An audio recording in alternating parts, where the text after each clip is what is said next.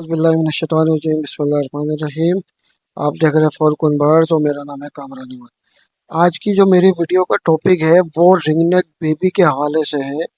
अगर आपके पास ringneck baby है या अलेक्जेंडर का बेबी है तो उसको क्या फीड देते हैं, उसके अंदर अगर उसको कोई बीमारी हो जाए तो उसका क्या इलाज करते हैं, क्या मेडिसिन देते हैं, इसी हवाले से चंद बातें करूँगा।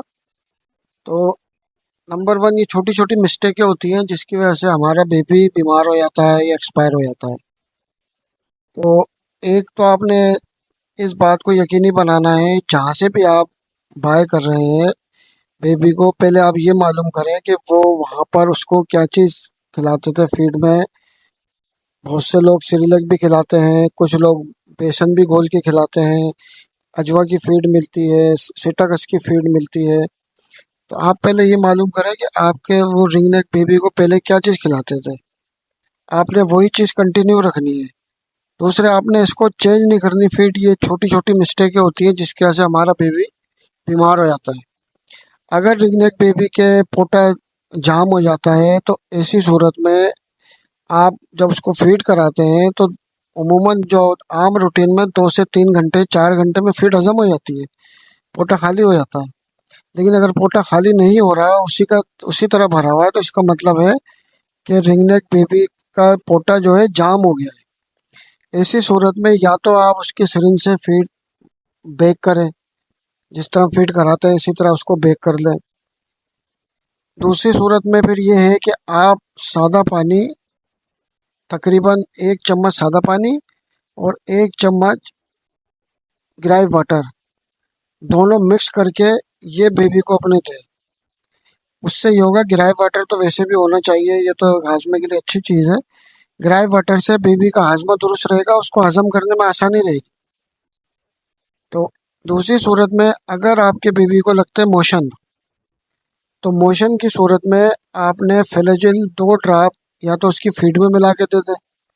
अगर आप उसको चने की दाल पे रखा हुआ है, चने की दाल खिलाते हैं या उसको रोटी भिगा के खिलाते हैं, तो ऐसी सूरत में खाने के बाद 2 ड्राप आप उसको 2 से 3 ड्राप फ्लैजिल के पानी में घोल के दे दें। उससे ये कि आपके बेबी को मोशन की नहीं होंगे, या अगर हो रहे हैं तो वो सेहतयाब हो जाएगा। अगर आपके बेबी को नज़ला या ज़ुकाम है, अगर उसकी नाक से पानी निकल रहा है या नाक से बुलबुले बन रहे हैं, तो ऐसी सूरत में जो सिरप होता है वो कहलाता है एरिनेक सिरप। एरिनेक सिरप एक नज़ले ज़ुकाम के लिए अच्छा है, उमूमन तौर पे बच्चों के लिए भी यूज़ किया जाता है, बड़े भी यूज़ करते हैं। और यही सिरप हम बेबी को भी यूज़ कराएंगे, आराम से इजीली मेडिकल स्टोर से मिल जाता है। तो नज़ले ज़ुकाम की सूरत में आपने एरिनेक, सेम उसी तरह अगर आप फीड दे रहे हैं तो फीड में 2 से 3 ड्रॉप मिला के दे दें। अगर आप वैसे दाना खिला रहे हैं, चने की दाल खिला रहे हैं या रोटी खिला रहे हैं, तो फिर आप खाने के बाद 2 से 3 ड्रॉप एरिनेक के उसको दिन में 3 बार दें। तो इंशाल्लाह 2-3 दिन में आपका बेबी रिकवर हो जाएगा। तो आपने एक चीज़ का ख़ास तौर पर ख्याल रखना है, जब जब भी आपने इसको फीड देनी है, आपने इसको ठंडे पानी में फीड नहीं देनी और ना बहुत ज़्यादा गर्म पानी में फीड देनी है। आपने इसको नॉर्मल पानी में फीड देनी है। मैंने ऐसे भी लोग देखे हैं जो उबलते पानी में उन्होंने फीड दी और उसका बेबी का जो पोटा था वो फट गया वहाँ से। एक दोस्त थे, जानने वाले थे, उन्होंने अपने मकाऊ का बेबी था, किसी ने कहा कि भाई गर्म पानी में आपने फीड देनी है, उन्होंने उबलते पानी में उसको फीड करा दी, उसका मकाऊ के बेबी का पोटा फट गया। तो ये आपने ख्याल करना है। दूसरे, आपने ठंडे पानी में फीड नहीं देनी, क्योंकि ठंडे पानी में अगर फीड देंगे तो बेबी को बुखार हो जाएगा या नज़ला ज़ुकाम हो जाएगा। तो अगर सर्दियाँ हैं तो सर्दियों में आपने ठंडी हवा से बचाना है, और अगर गर्मियाँ हैं तो गर्मी में आपने डायरेक्ट लू से बचाना है, गर्म हवा से बचाना है। तो ये छोटी छोटी मिस्टेकें होती हैं या छोटी छोटी बेहतियाती होती हैं जिसकी वजह से हमारा बेबी बीमार हो जाता है और एक्सपायरी के करीब पहुंच जाता है।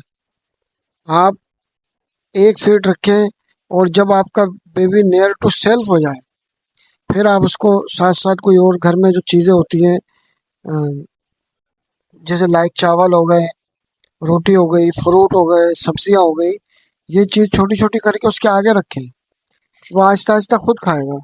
फीड आहिस्ता आहिस्ता कम करते जाएं और दूसरी खाने की चीज़ें आहिस्ता आहिस्ता बढ़ाते हैं, तो इंशाल्लाह आपका बेबी सेल्फ हो जाएगा। दूसरे, अगर आपने उसको टेम करना है, टेम करने के लिए अभी आपको दिख रहा होगा ये मेरे पास बेबी है, जब आपका बेबी इतना कवर हो जाए तब आपने उसको सबसे पहले अपनी उंगली पे बिठाना सिखाना है। जब वो शुरू शुरू में डरेगा, नीचे झुकेगा, नीचे जाएगा, लेकिन आपने उसको उंगली पे बिठाना है, उससे उसका डर निकलेगा, उंगली पे उसको बैठना आएगा, ग्रिप मजबूत करेगा।